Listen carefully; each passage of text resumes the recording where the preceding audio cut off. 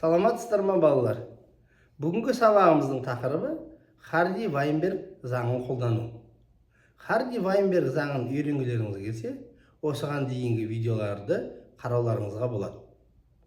Сонымен, Харди-Вайнберг заңын қолдану үшін мынадай мысал келтіруге болады. Алдымен Харди-Вайнберг формуласын еске түсірейік.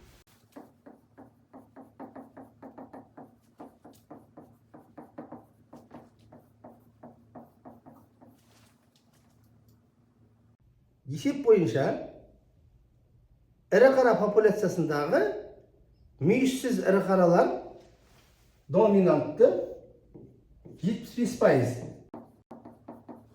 Бұл шамамен 1-дің 0,75 бөлігі. Ал қалған 25%. Рецессивті мүйізді. Ол 1-дің 0,25 мүйізді. Енді гомозиготалы мүйізді ірі қараның мөлшерін табу үшін ол шамамен 0,25 дедік. 1-дің 0,25 бөлігі. Бұдан рецессивті, яғни Харди-Вайнберг заңы бойынша Q табу үшін біздер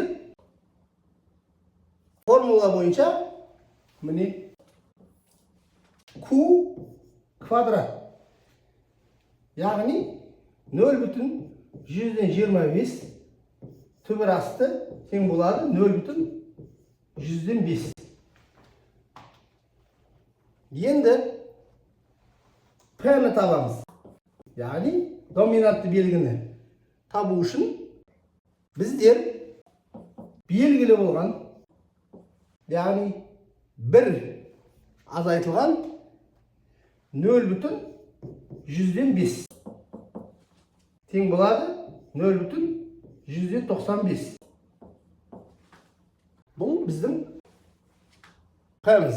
Енді доминантты P белгіні табу үшін гомозиготалы ағза тең болады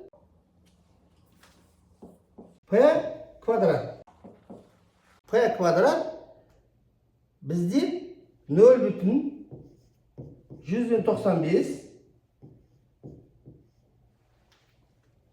Бұл квадраттағында 0,9025. Енді осы гомозиготалы және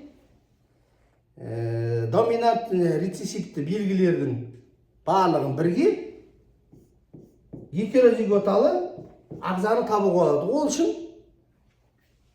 формула бойынша 2PQ гетерозиготалы 2 көбейтеміз 0,105 көбейтеміз 0,195 тең болады 0,1095. Балалар, бүгінгі сабақта біз Харди-Вайнберг заңын қолдануды үйрендік. Осымен біздің сабағымыз аяқталды. Сау болыңыздар. Бізді жоғалтып алмау үшін каналымызға тіркеліп, қоңырауды басып қойыңыздар.